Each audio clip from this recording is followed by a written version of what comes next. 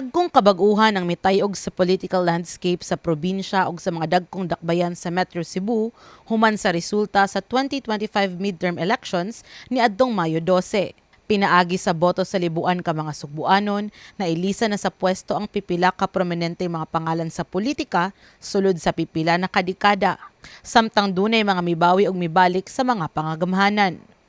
Human sa 5 ka termino o kapin sa usa ka dekada nga pagdumala sa Cebu Provincial Government, napildi sa pagkagobernador si incumbent governor Gwendolyn Garcia sa gituboy sa Partido Demokratiko Pilipino Lakas ng Bayan o PDP Laban nga si Pamela Barrecuatro. Ang iyang plataporma sa pagpalambo sa healthcare service sa lalawigan o ang pag-endorso ni kanhi Presidente Rodrigo Duterte ang usa sa iyang nakitang rason sa maong kadaugan. Asoy ni Barrecuatro nga apil na sab niini ang pagduol mismo sa katawhan. Kung nakita nato na gusto gyud kausaban ang katawhan sa kaning ilang ipakita nato karon, no? So dako kayo nga ang mandato ako nakuha.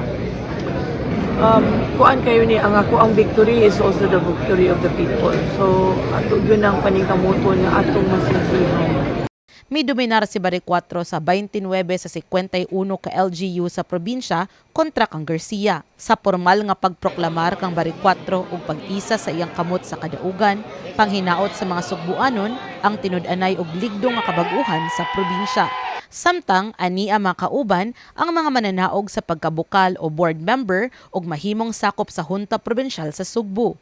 Ning tuiga, duha ka bukal gikan sa Mandaue City ang nadugang sa maong listahan. Ani asab ang mga napili isip kongresista sa nagkadaiyang distrito sa probinsya sa Sugbo. Sa laing bahin, dungan nga mokanaog sa pwesto ni Gobernador Garcia ang iyang pag-umangkon nga si incumbent Cebu City Mayor Raymond Alvin Garcia.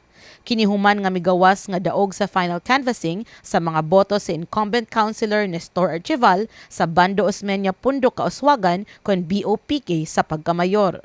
Nakadawat og 43.86% sa kinatibuk-ang boto si Archival nga mipildi nilang Garcia nga dunay 30.30%. Kanhi Mayor Michael Rama nga nakadawat og 20.57% og nila ni Yogi Ruiz og sa independent candidate nga si Julieto Co. May dominar ang BOPK karong piniliay. Gani matawag nga comeback kini ni kanhi Cebu City Mayor Tomas Osmeña human sa iyang katapusang pagdagan ni adtong tuig 2019. Siya napili isip Vice Mayor sa dakbayan sa Sugbo human gipildi si Councilor Dondon Hontiveros ug Joey De Luz. So akong paningwaon, akong tagaan og importansya ang akong mga pagsulti, ipanaad aron makadeliver ka sa ani sa labing dali nga panahon aron makatagamdam mo sa mga serbisyo nga akong gisulti during sa atong pag-campaign. So again, salamat sa tanan. So thank you very much to mga supporters who have sacrificed so hard. I cannot say enough. All I can promise that I will deliver what I promise. I'll make Cebu number 1. Samtang nagpadayon ang transmission sa electoral results, mipadayag na sa pagdawat sa ilang kapildihan sila si Garcia ug Ruiz. Pinaagi sa ilang formal nga statement sa social media.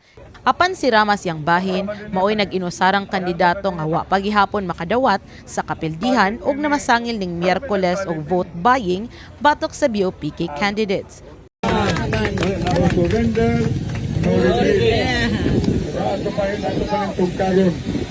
Aron atong tan-awon angay bagyon nga kita magprotesta.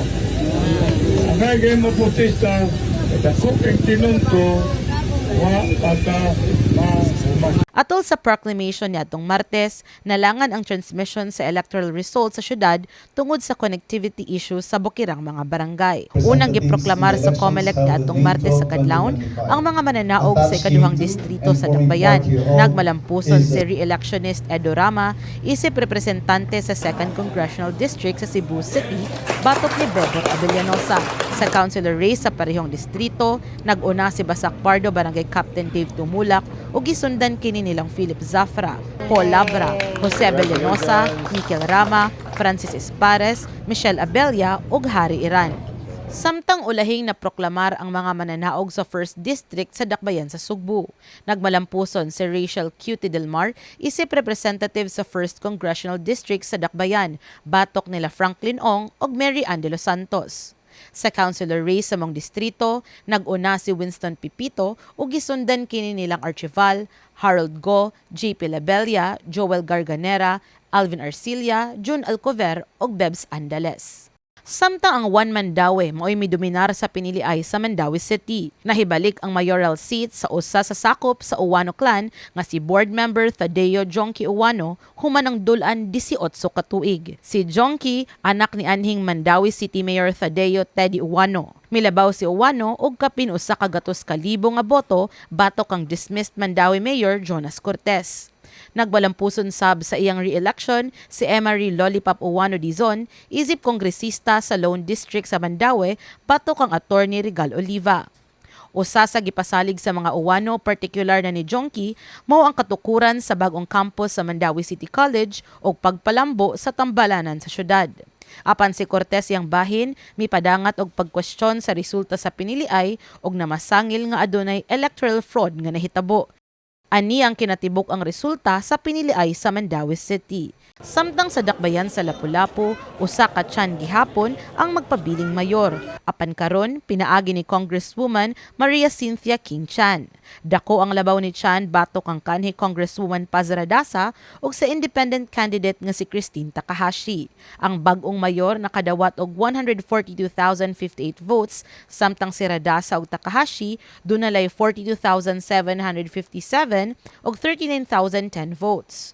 Ang kasamtangang Vice Mayor Celsi Sitoy nagpabilin siyang posisyon isip Vice Mayor sa Dakbayan nga nakakuha og 145,995 ka boto. Siya giatbangan ni Attorney Michael Dignos gikan sa Team Diretso. Samtang ang mayor nga si Jonard Ahong Chan mo'y mipatigbabaw isip mananaog nga House Representative sa Lapu-Lapu City. Landslide ang kadaugan sa Team Kaabag nga pormal nga giproklamar sa Lapu-Lapu City Hall kaadlaw sa Mayo 13, 2025. Kauban si Charles Javier Retanal, Grace Figarido o Gray Martin Rio, kini si Angelica Faisanyal alang sa piniliay 2025 sa My TV Cebu.